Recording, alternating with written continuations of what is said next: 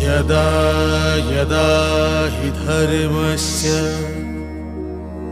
ग्लानिर्भवति भारत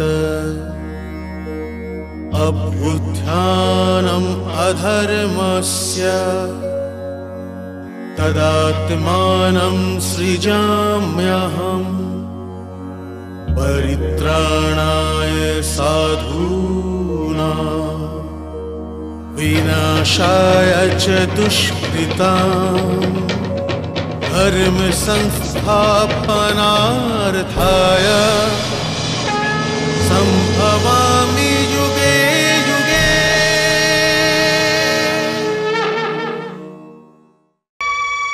মানুষ বড়ই বিচিত্র প্রাণী।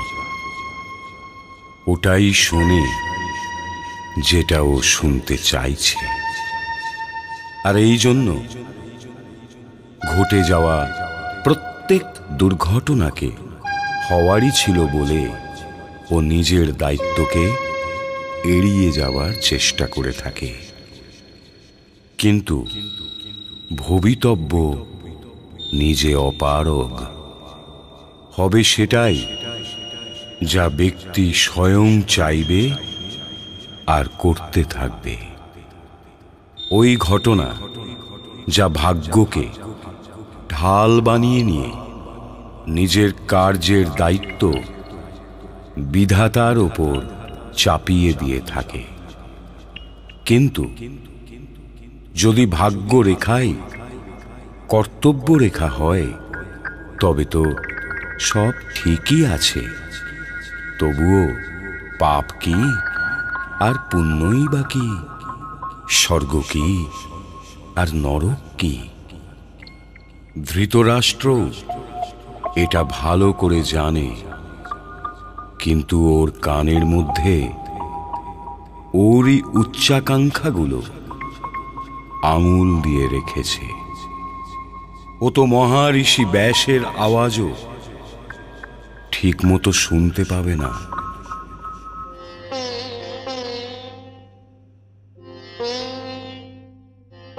আপনার চরণে স্থান পেত আমি ধন্য হয়ে গেছি ঋষিবর। ঋষির উপর শব্দের জাল ফেলো না রাজন। যেটা বলতে এসেছি সেটা মন দিয়ে শোনো। তুমি থাকাকালীন তোমার অনুজ পুত্রদের সাথে যা কিছু হয়েছে ঠিক হয়নি, কোনো দৃষ্টিকোণ থেকে ঠিক ছিল না। ওদের সাথে ঘটা সব অন্যায়ের দায়িত্ব তোমার উপরই পড়বে, কারণ তুমি রাজা। আর কদাচিৎ এই অন্যায়ের প্রায়শ্চিত্ত তোমাকেই করতে হবে। এটা বলবেন না ঋষিবর? এটা কেন বলবো না, কেন বলবো না? এটা জেনে রাখো রাজন, যে এই 13 বছরে সমাপ্ত হয়ে যাবে। এই জন্য ওই দিনকে আজ থেকে মনে রাখতে শুরু করো, যেটা 13 বছরের অন্তিম দিন হবে। তুমি কি এটা ভাবছো যে পাণ্ডব 13 বছরে নিজেদের অপমান, ওদের সাথে ঘটে যাওয়া অন্যায়কে ভুলে যাবে? দুর্যোধন আমার কথা মানতে চায় না ঋষিবর। আমি কি করব? যদিও তোমার পুত্র না হতো রাজন, তবে কি করতে? তোমার রাজ্যতে রাজার আজ্ঞার পালন যে করতে না চায় তাকে কি দণ্ড দেওয়া হয় রাজন? ও আমার পুত্র ঋষিবর। পুত্র একজন নাগরিক হয়ে থাকে রাজন, আর বিধি সম্পর্কের মুখের দিকে তাকায় না। ওকে বোঝাও যে রাজা তুমি। ওকে বোঝাও যে কুরু বংশের জ্যেষ্ঠ হচ্ছেন গঙ্গাপুত্র ভীষ্ম, আর তোমাদের দুজনের জীবদ্দশায় রাজনীতি কিংবা রাজ্যের ওপর ওর কোনো অধিকার নেই। ওকে বোঝাও। আর যদি ও না বোঝে, তোকে আদেশ দাও যে ও পাণ্ডবদের সাথে সন্ধি করে নিক, আর তবুও যদি ও আজ্ঞার পালন না করে দণ্ড দাও ওকে, কারণ রাজা হবার জন্য এটাই তোমার পরম কর্তব্য। অহংকারের বৃক্ষের ওপর বিনাশের ফল এসে যায় রাজন, বিনাশের।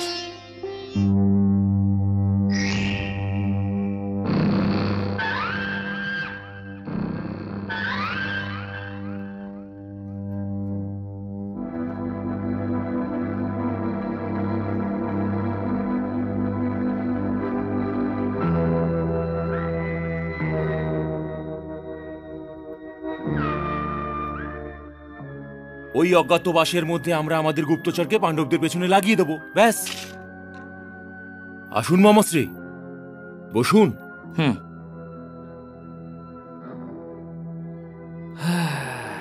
দীর্ঘশ্বাসের কারণ কি গান্ধার নরেশ? মহারাজ বড়ই দুঃখ পেয়েছেন ভাগ্নে। মহারিষি ব্যাস ওনার আত্মবিশ্বাসের শিকড় নাড়িয়ে দিয়েছেন। এই মহারিষিদের তো অন্য কোনো কাজই থাকে না, কেবল অহেতুক হিতোপদেশ দিয়ে বেড়াতে থাকেন। ক্ষমতা থাকলে আমি ওদের সবকিছু বন্ধ করে দিতাম। না, এমন মূর্খের মতন ভুল কখনো করবে না দুর্যোধন, কখনো করবে না। ঋষিদের সেবা করো, এরা বড়ই সরল মানুষ হন। এদের সমাদর করো, এদের কথা শোনো, কিন্তু ওদের কথা মান্য করার প্রয়োজন কি আছে? কিন্তু পিতাশ্রীকে উনি এমন কি বলে গেছেন? আমার গুপ্তচরেরা তো আমাকে বলেছে, আর আমিও শুনে নিয়েছি। কিন্তু তোমাদের এই কথা না শোনাই ভালো, আর যদি শুনে ফেলো সহ্য করতে পারবে না। আর আমার এই ভাগ্নে দুর্যোধন নিজের গদা উঠিয়ে মহারিষি ব্যাসের উদ্দেশ্যে দৌড়াতে শুরু করবে। সংক্ষেপে বলছি, সত্য এটাই যে মহারিষি ব্যাস ও পাণ্ডবদের পক্ষেই রয়েছেন। এটা তো শুভ সংবাদ নয় মামাশ্রী। এটাই তো আমি বলছি। উনি তো মহারাজকে সর্বনাশের সূচনা দিয়ে গিয়েছেন। কার সর্বনাশের সূচনা? তোমার সর্বনাশের অঙ্গরাজ, পুত্র দুর্যোধনের সর্বনাশের, দুঃশাসনের সর্বনাশের, আর আমার সর্বনাশের। আমার হে ভরতনন্দন, নিজের পরাক্রমের প্রতি সন্দেহ প্রকাশ করো না। মহারিষিকে বলতে দাও এই পৃথিবী শুধু তোমারই, আর তুমি তেমনই সবকিছু ভোগ করবে যেমন ইন্দ্র স্বর্গের রাজ্য ভোগ করছেন। নিজের বাহুবলকে সম্মান করো, যার কারণে চতুর্দিকে আজ তোমার ধ্বজাকে সাদরে প্রণাম করছে। যে দীপ্তিমতী রাজ্যলক্ষ্মী কাল পর্যন্ত পাণ্ডবদের সেবার জন্য ছিল, ও এখন তোমার সেবাতে রয়েছে। মহারিষি ব্যাসের হিসেবে কিছু ভুলচুক হয়ে গেছে, কিংবা হয়তো পাণ্ডবদের পরিবর্তে উনি ভুল করে তোমার নাম নিয়ে ফেলেছেন। দুর্যোধন, সর্বনাশ তো ওদের হবে, বরং সর্বনাশ তো ওদের হয়েই গেছে। কোথায় আছে সেই ময়দানবের তৈরি করা মায়া ভবন যেখানে দ্রৌপদী তোমাকে অপমান করেছিল? কোথায় আছে ওই ইন্দ্রপ্রস্থের রাজমুকুট যেটা সম্রাট যুধিষ্ঠিরের মাথার ওপর ছিল? কোথায় আছে ওই অর্জুনের গান্ডীব যার উপর এতটা অহংকার ছিল? কোথায় আছে ভীমের বাহুবল? বনে ঘুরে বেড়ানো ওই 5 জন বনবাসীদের নিয়ে মহারথী দুর্যোধনের উদাস হওয়া শোভা দেয় না। যদি তুমি বলো, তবে আমি আমার বাণ দিয়ে তোমার দিকে ছুটে আসা পবনের মুখ ঘোরাতে পারি। আর যদি তুমি বলো, তোমার সম্মানের প্রতি লেলিহান অগ্নিশিখাকে এমন চিবিয়ে ফেলব যেমন বেজি সর্পের মস্তককে চিবিয়ে চলে যায়। মিত্র, যদি তোমার নিজের এই মিত্র নিষ্ঠার প্রতি বিশ্বাস থাকে, তবে এভাবে উদাস থেকে আমায় অপমান করো না। তুমি তো ভাষণ শুরু করে দিলে অঙ্গরাজ। হ্যাঁ, সোজা ভাবে কথা বলো, বনে শিকারের জন্য যাও, আর পাণ্ডবদের দুর্দশা দেখে হা হা করে হাসতে থাকো। ওদের মনোবলের ওপর ব্যঙ্গের বাণ চালাও। আর হরিণের বদলে ওদের আত্মসম্মানের স্বীকার করে এসো ভাগ্নে। কিন্তু পিতামহ, উনার কোনো চিন্তাই করো না ভাগ্নে। গঙ্গাপুত্র ভীষ্ম তো সিংহাসনের সাথে বাধা রয়েছেন। হা!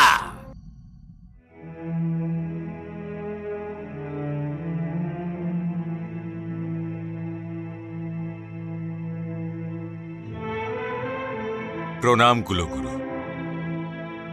আসন গ্রহণ করুন।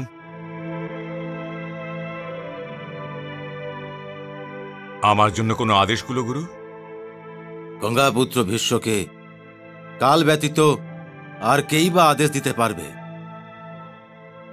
তাহলে এত রাতে আপনার এখানে আসবার কারণ জানতে পারি? যারা হস্তিনাপুরের শুভাকাঙ্ক্ষী তাদের ঘুম কিভাবে আসবে গঙ্গাপুত্র? ওরা সবাই নিষ্ঠার বন্দিগৃহে জেগে রয়েছে আর ভয় পাচ্ছে। কাকে ভয় পাচ্ছে? ভবিষ্যৎকে। কার ভবিষ্যৎ? আমি আপনার ভবিষ্যৎ নিয়ে চিন্তিত গঙ্গাপুত্র, আর আপনি আমার। আচার্য দ্রোণের ওই একই অবস্থা। আমরা জানি না পূর্বজন্মে এমন কি বা করেছি যার দণ্ড আমরা ভোগ করছি, যে আমরা দুর্যোধনে হ্যাঁতে হ্যাঁ মেলানোর জন্য অসহায় হয়ে আছি।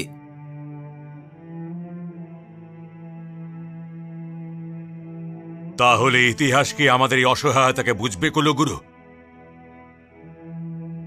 এটা তো আমি জানি না গঙ্গাপুত্র, কিন্তু এটা আমি অবশ্যই জানি যে কপটতার দ্বারা পাণ্ডবদের সবকিছু জিতে নেবার পরেও গান্ধার নরেশের মন এখনো ভরেনি। ওদের দিকে অপমানের বানের পর বান চালিয়েই চলেছেন। এখন আবার কি করেছেন উনি?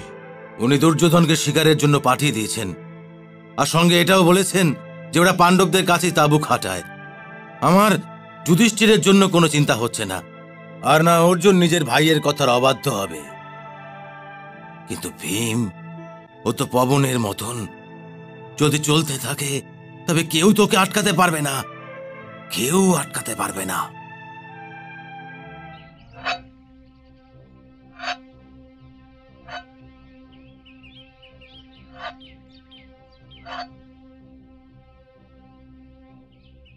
হ্যাঁ,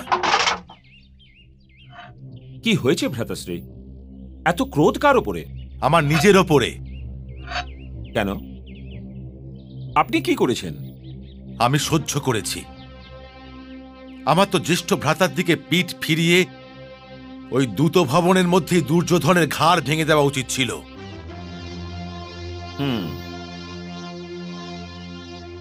তাহলে আপনিও ওদের তাঁবুটা দেখেছেন? না দেখে উপায় কি? যদি চোখ বন্ধ করে থাকি ওদের অশ্লীল মন্তব্যের কি করব? আর যদি কান বন্ধ করে রাখি তবে ওদের অশ্লীল ব্যক্তিত্বের দুর্গন্ধে শ্বাস নেওয়া অসম্ভব হবে। ওরা এই বনেও আমাদের শান্তিতে শ্বাস নিতে দেবে না। ঘ্রাণ নাও, বাতাসে রন্ধনের গন্ধ, যেন আমরা ভালো ভোজন করি না কখনো। আর ওখানে আজ 50-60টা এঁটো থালা ধোয়া চলছিল। আমি ওখানেই আমার এঁটো পাতা ফেলে এলাম। তাহলে ঈর্ষা কেন প্রিয় অর্জুন? ঈর্ষা? আমার ওদের জন্য ঈর্ষা কেন হবে ভ্রাতাশ্রী? কিন্তু দুর্যোধনের অসভ্যতা দেখে মাথা গরম তো হবেই না, কারণ ও আমাদের জ্যেষ্ঠ পিতাশ্রীর জ্যেষ্ঠ পুত্র। হয়তো এটাও জানে না যে 13 বছর পর আমরা ওর থেকে আমাদের একটা দিন ফেরত দেব। 13 বছর পর তো ও স্বয়ংই সবকিছু ফিরিয়ে দেবে অর্জুন। আরে ভ্রাতাশ্রী, আপনি তো এইটা ভাবছেন যে ওরা সব কিছু ফিরিয়ে দেবে। ভ্রাতাশ্রী, আমাদের তো নিজেদের ভাগের গ্রাসও ওদের মুখে আঙুল দিয়ে বের করে আনতে হবে। আর যদি সময় কোনো বৃক্ষ হতো তবে আমি এখনই তার 13টা ডাল কেটে তার গোড়ায় চলে যেতাম।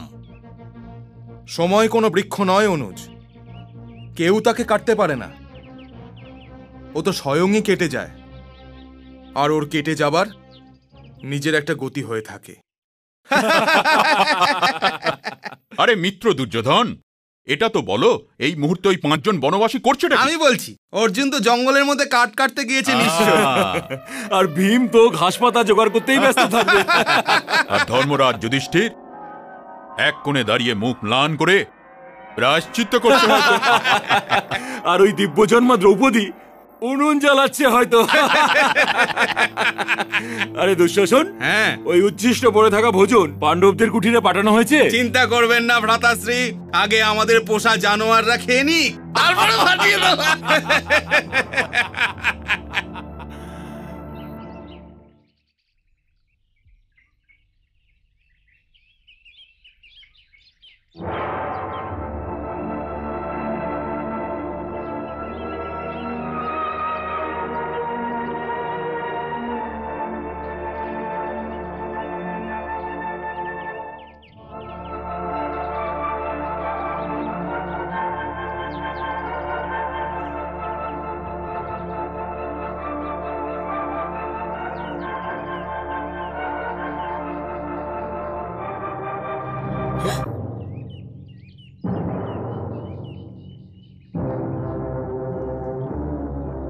সরে যাও আমার রাস্তা থেকে।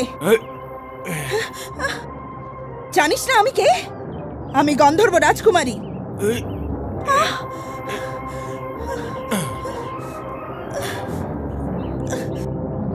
আর হয়তো তুমি এটা জানো না যে আমি কে।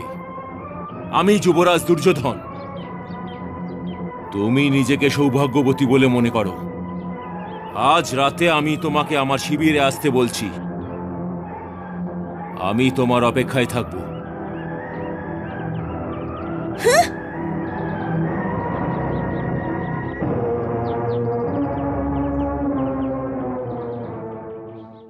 বুঝতেই পারছি না মোরল মশাই, যে পাণ্ডবরা অধিকারের জন্য কেন লড়ছেন না। ওরা এই অপমান কেন সহ্য করে নিলেন? যুধিষ্ঠির ধর্মরাজ, উনি যা কিছুই করেছেন ভাবনা চিন্তা করেই করেছেন। ভ্রাতাশ্রী, ভ্রাতাশ্রী, ভ্রাতাশ্রী। কি হয়েছে বোন? তুমি কাঁদছো কেন? কেউ কি তোমায় কিছু বলেছে?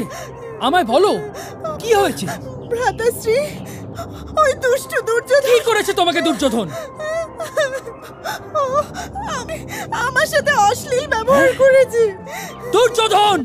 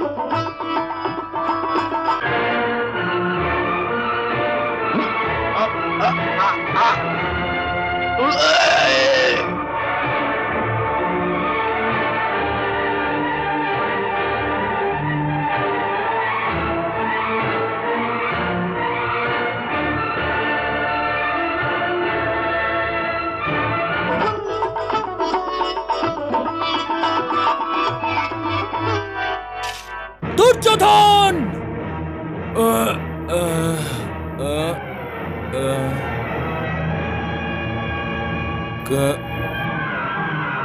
কে তোমরা?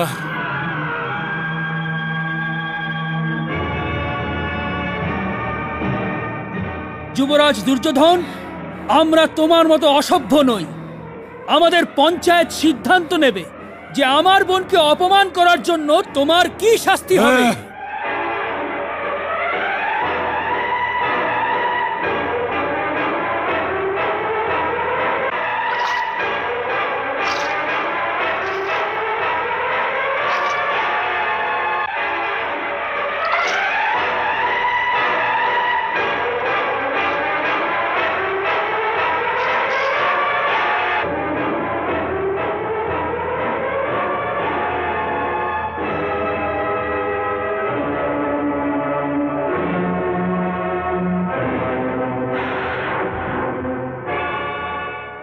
প্রিয় ভীম, হস্তিনাপুর যাওয়ার ব্যাপারে তোমাদের সবার থেকে আমার মত ভিন্ন। প্রণাম। আসুন, বসুন। বসার সময় নেই মহারাজ, যুবরাজকে গন্ধর্বরা বন্দি করে নিয়েছে। গন্ধর্বদের এত সাহস যে হস্তিনাপুর রাজ্যের সীমার ভিতরে যুবরাজকে বন্দি করে নেয়? তোমরা দুজনে কি দুর্যোধনের সহায়তা করো? আমাদের রান্নার জন্য শুকনো কাঠ আর শোয়ার জন্য শুকনো ঘাস জোগাড় করে আনতে হবে ভ্রাতাশ্রী। আর এটা তো বলুন ভ্রাতাশ্রী, আমরা দুর্যোধনকে সহায়তা করব কেন? গন্ধর্বদের সাথে তো আমাদের কোনো শত্রুতা নেই। আর তার উপর দুর্যোধনের জন্য আমাদের হৃদয়ে কোনো বিশেষ স্থানও নেই। তবে ও সাহায্যের জন্য আমরা গন্ধর্বদের সঙ্গে ঝগড়া কেন করতে যাব? আমি ঝগড়া করবার কথা বলতে চাইছি না প্রিয় ভীম, আমি দুর্যোধনের সহায়তা করবার কথা বলছি। কথা বলেন কেন ভ্রাতাশ্রী? কারণ দুর্যোধন আমাদের ভাই হয়। ভাই? আপনি এখন ওকে ভাই বলছেন? ও এমন ভাই যে আপনাকে ছলনায় দূতে হারিয়েছিল। ও এমন ভাই যে পূর্ণ সভাতে পাঞ্চালের সঙ্গে দুর্ব্যবহার করেছিল। আপনি ওকে ভাই বলছেন? হ্যাঁ, ও তবু আমাদের ভাই হয়, আর ওর সাহায্য করাটা আমাদের কর্তব্য। যদি এই সংকটের সময় আমরা ওকে সাহায্য না করি, তবে ওর সঙ্গে আমাদের তফাৎ কি রয়ে যাবে? এই সময় ওকে সাহায্য না করলে তোমরা সবাই জ্যেষ্ঠ মাতাশ্রীর সামনে দাঁড়াতে পারবে? তোমরা কি ওনাকে এই কথা বলতে পারবে যে তুমি ওনার আশীর্বাদের যোগ্য? অনুজ দুর্যোধনের সঙ্গে আমাদের ঝগড়া, এটা নিজেদের মধ্যে ঝগড়া, এটা পারিবারিক ঝগড়া। আমরা নিজেদের মধ্যে এটা মিটিয়ে ফেলবো, কিন্তু এই ঝগড়ার এই অর্থ তো নয় যে বাইরের লোক এসবে লাভ ওঠাবে। এই জন্য এইটাই প্রয়োজন যে এই বিপদের সময় ওকে সাহায্য করা।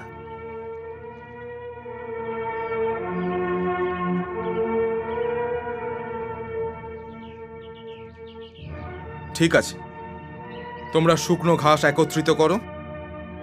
দুর্যোধনের সাহায্যের জন্য আমি যাচ্ছি তোমার সাথে।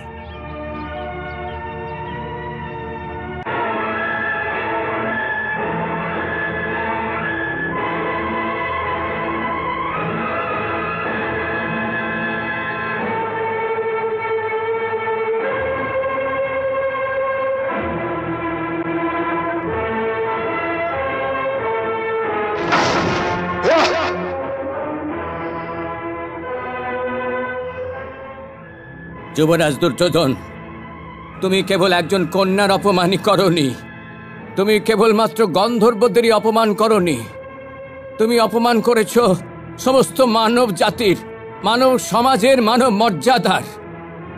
হস্তিনাপুরের মতন শক্তিশালী রাজ্যের যুবরাজ হবার অর্থ এই নয় যে তোমার হাত এত লম্বা হয়ে যাবে যে যে বস্তুর ওপর তোমার কোনোই অধিকার নেই সেই পর্যন্ত পৌঁছে যাবে।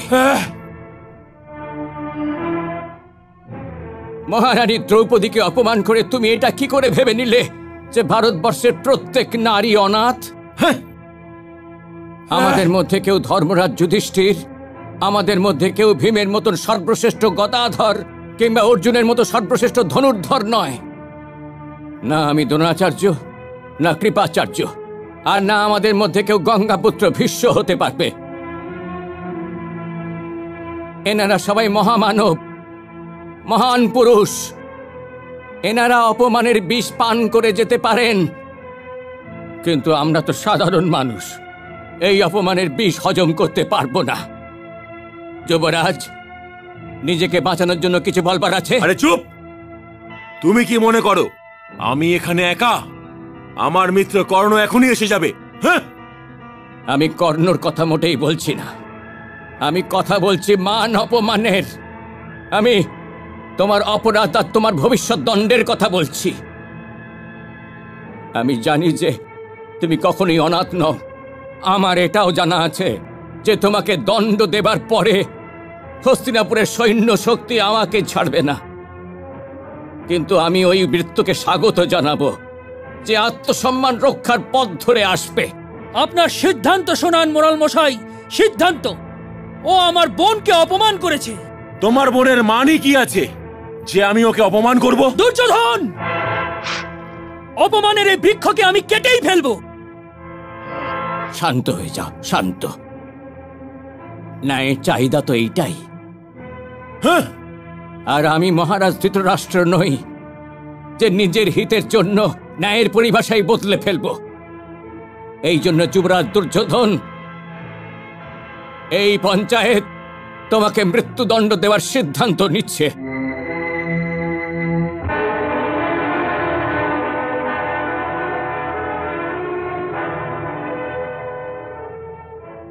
প্রণাম। কুন্তিপুত্র, তোমরা এখানে? ও যেরকম অপরাধী করে থাকুক না কেন, আমি ওর হয়ে আপনার কাছে ক্ষমা চাইছি। ও আমার বোনের শরীরকে ছোঁয়ার অপরাধ করেছে মহারথী ভীম, আর আপনার ক্ষমা চেয়ে নেওয়াতে অপরাধের ক্ষত কি সেরে যাবে? নবযুবক, তোমার বোন আমার নিজের বোনের মতন। শোনো, এই দুষ্টের হাতের বদলে তুমি আমার হাত কাটিয়ে দাও বোন। ওর চোখের অসভ্যতার দণ্ড তুমি আমার দু চোখে দাও, কিন্তু ওকে ক্ষমা করে দাও। আমরা দু ভাই ক্ষমা চাইছি। ক্ষমা করো না বোন, ক্ষমা করো না। যদি আমাদের ক্ষমা প্রার্থনার পরেও আপনারা একে ক্ষমা না করেন আর এই বন্ধন না কাটেন, তবে আপনাদের আমাদের সঙ্গে যুদ্ধ করতে হবে, কারণ এটাই মহারাজ যুধিষ্ঠিরের আদেশ। কুন্তিপুত্র ভীম, তোমরা এটা কার সুরক্ষা করতে চাইছ? এই দুর্যোধন তো পূর্ণ সভাতে মহারানী দ্রৌপদীর বস্ত্র হরণ করবার পাপ করেছে। এই দুষ্টই কপটতার দ্বারা তোমাদের রাজপাট জিতে নিয়েছে, আর এই তোমাদের জ্যেষ্ঠ ভ্রাতাশ্রী মনে করেন যে ও তাহলেও আমাদের ভাই হয়। আমরা আপনাদের সঙ্গে যুদ্ধ করতে চাই না, এই জন্য আমাদের কথা মেনে একে ক্ষমা করে দিন। আমরা আমাদের মর্যাদার জন্য মরে যেতেও ভয় পাই না কুন্তিপুত্র ভীম। তুমি হয়তো নিজের পত্নীর অপমান সহ্য করে গেছো, কিন্তু আমি আমার বোনের অপমান সহ্য করতে পারবো না। আর এটাও জানি তোমার সঙ্গে যুদ্ধে জিততে পারবো না, তবু আমি তোমার সাথে যুদ্ধ করব, কারণ এটাই হলো ভাইয়ের মর্যাদা। শুনলে তুমি? তোমার কারণে ভরত বংশীয়দের কি শুনতে হচ্ছে? তবুও ভ্রাতাশ্রীর এটা আদেশ, আমরা তোমাকে মুক্ত করিয়েই নিয়ে যাব। আপনি আমার বয়োজ্যেষ্ঠ, আর আমাকে এটা বলুন যে একে দণ্ড দেবার অধিকার কার আছে, আমার না আপনার? যদি আপনি একে মৃত্যুদণ্ড দিয়ে দেন, তবে আমার ওই প্রতিজ্ঞার কি হবে যেটা আমি আগেই করে রেখেছি? বলুন। তুমি ঠিকই বলেছ। ওর মৃত্যুর ওপরে তোমাদের অধিকার আমাদের অধিকারের চেয়ে অনেক বেশি। এই দুষ্টের বাঁধন তুমি কেটে দাও। যথা আজ্ঞা।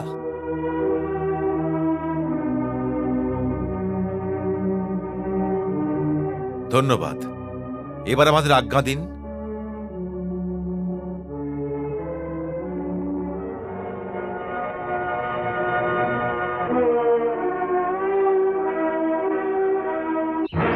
সাবধান!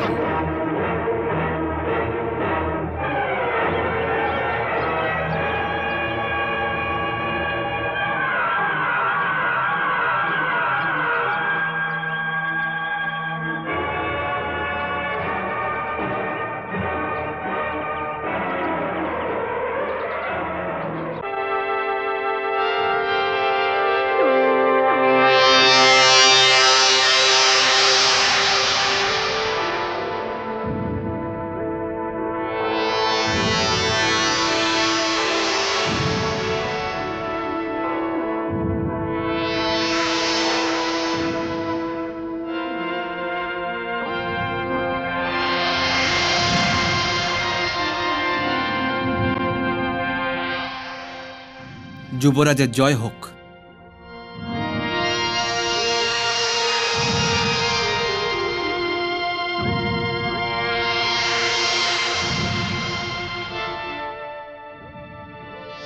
তুমি সাহায্য চাইতে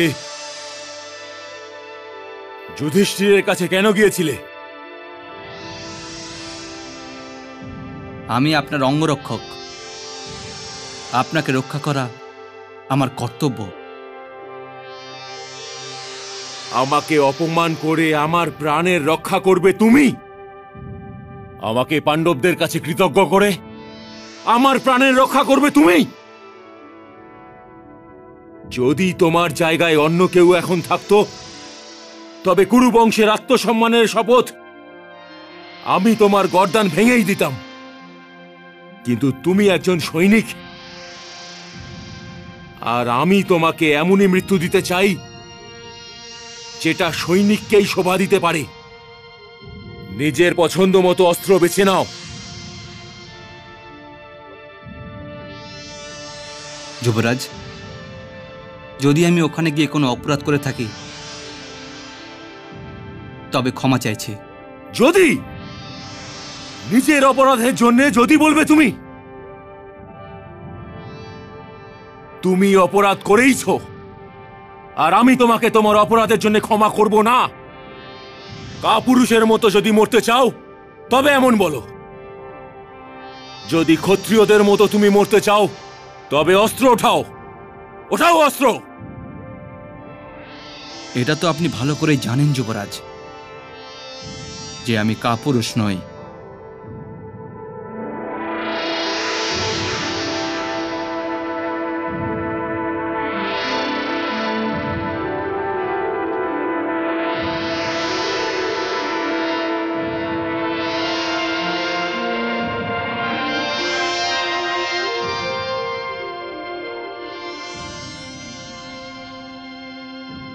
জয় মাতা ভবানী। সাবধান!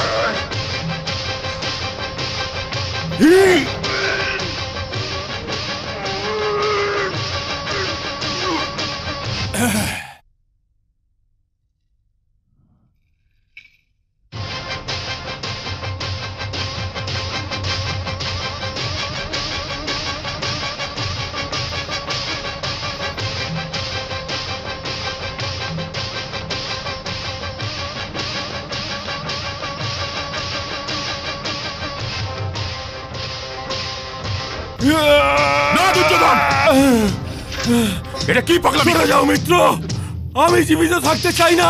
কেন তুমি জীবিত থাকতে চাও না? তুমি এটা ভেবে বলছো আমি আবার কি তোমার সহায়তার জন্য ফিরে আসিনি?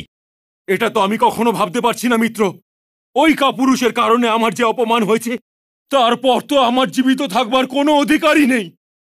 জানো কি, ও আমার সাহায্যের জন্য, আমার বাঁধন কাটবার জন্য কাদের নিয়ে এসেছিল এখানে? ভীম আর অর্জুনকে নিয়ে এসেছিল এখানে, আমার শত্রুদের নিয়ে এসেছিল এখানে। এই অপমানের সাথে আমি জীবিত থাকতে পারবো না, পারবো না আমি জীবিত থাকতে। কিন্তু অপমান হলো কোথায়?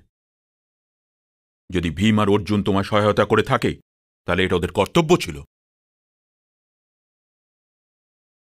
কর্তব্য? অবশ্যই। নিজের রাজা কিংবা যুবরাজের সহায়তা করাটা প্রজার কর্তব্য তো বটেই। তবে যদি দুজনে তোমাকে সহায়তা করে থাকে, তবে এটা করে ওরা নিজের কর্তব্যই পালন করেছে। এই জন্য অপমানের প্রশ্ন তো উঠছেই না।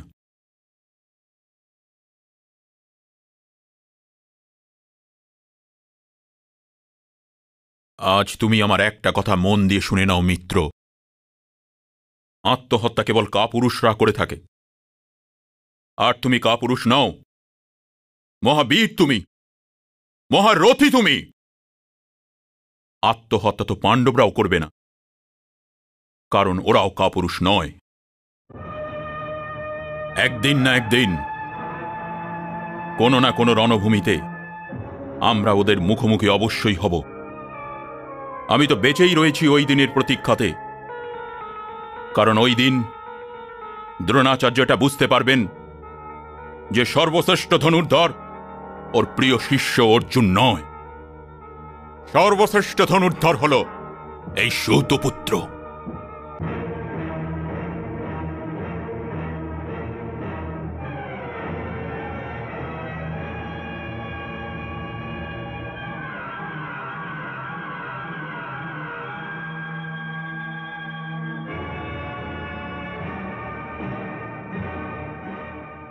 প্রণাম জ্যেষ্ঠ তাতশ্রী। দীর্ঘজীবী হ। প্রণাম আচার্য। দীর্ঘজীবী হও। বসুন।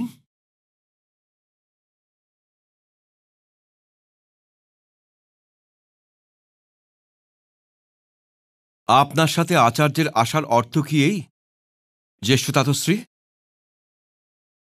যে বিষয়টা ভীষণ গম্ভীর? কোনো বিষয় গম্ভীর হয় না মহারাজ, পরিস্থিতি গম্ভীর হয়। আর যদি পরিস্থিতি এই হয় যে গন্ধর্বের একটা দল হস্তিনাপুরের যুবরাজকে বন্দী বানিয়ে নেয়, তবে হস্তিনাপুরের ভবিষ্যতের বিষয় ভীষণ গম্ভীর হয়ে যায় মহারাজ। পিতামহ, যদি শিয়ালের কোনো দল কোনো শুয়ে থাকা সিংহকে কিছুক্ষণের জন্য অসহায় করেও দেয়, তাহলেও সিংহ সিংহই থেকে যায়। তুমি কি সভ্যতার প্রথম অধ্যায়ও ভুলে গিয়েছ বৎস? বড়দের কাছে সেবার জন্য এলে তখন প্রথমে তাদের প্রণাম করে ওনাদের আশীর্বাদ নিতে হয়। ক্ষমা চেয়ে নিচ্ছি। প্রণাম পিতামহ, প্রণাম গুরুবর, প্রণাম পিতাশ্রী। এ তো খুবই ভালো হলো যে তুমি এসে গিয়েছো পুত্র। এই মাত্রই জ্যেষ্ঠ তাতশ্রী আর আচার্য তোমার বিষয়ে কথা বলছিলেন।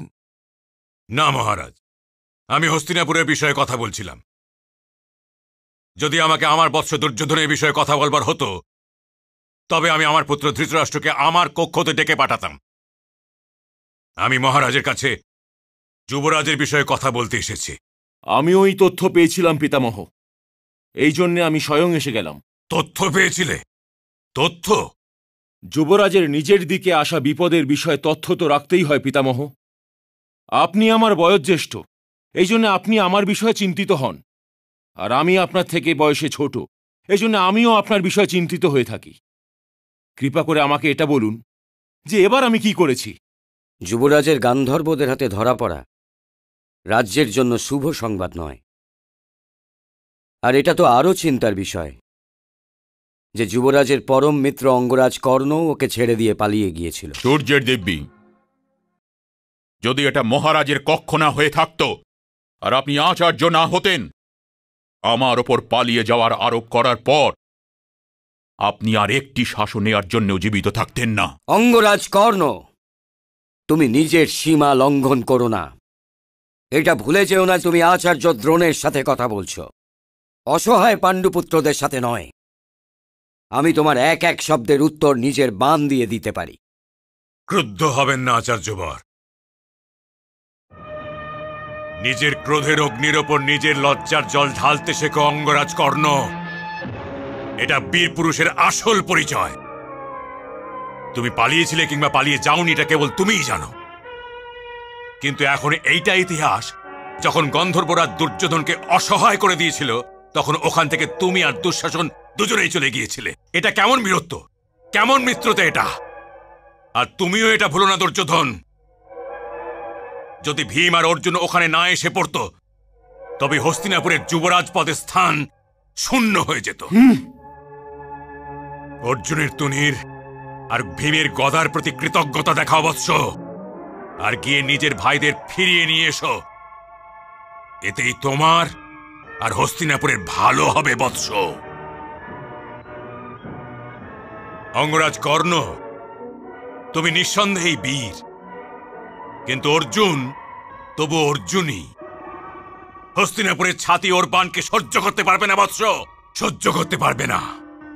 হস্তিনাপুরের ছাতি আর দ্রোণ শিষ্য অর্জুনের বাণের মাঝে পরশুরামের শিষ্য কর্ণ দাঁড়িয়ে আছে মাননীয় গঙ্গাপুত্র ভীষ্ম। তুমি এখনো অর্জুনের বাণের স্বাদ উপভোগ করনি অঙ্গরাজ। আপনি হলেন আচার্য, আপনার অহংকার করা শোভা পায় না। কিন্তু আপনি যদি প্রমাণই চান তবে আমি মহারাজের চরণে রাজমুকুটে ঢের লাগিয়ে দিতে পারি। আর এর জন্য আমার দিব্য অস্ত্রের প্রয়োজন নেই। বীর যুদ্ধ করে আচার্য, তপস্যা করে না। প্রণাম।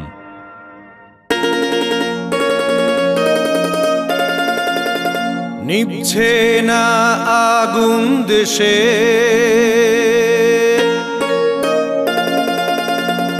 যদি বরষে মেঘ মহান। ভীষ্মদ্রোণ দুজনেই নীরব,